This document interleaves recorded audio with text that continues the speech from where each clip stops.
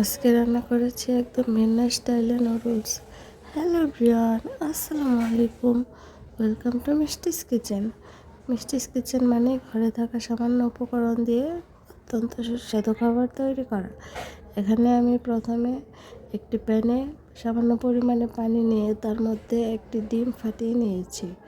তারপর এর মধ্যে লবণ, মরিচের ফাঁকি দিয়ে একটু নাড়া দিয়ে তারপর এর মধ্যে সয়া সস, টমেটো সস দিয়ে সবগুলো উপকরণ ভালোভাবে একসাথে মিশিয়ে এর মধ্যে নুডলসের মশলা দিয়ে দিব।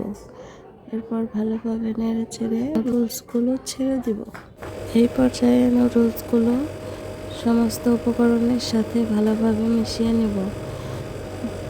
যতক্ষণ না সিদ্ধ হয়ে আসে ওই পর্যন্ত জাল করতে থাকতে হবে।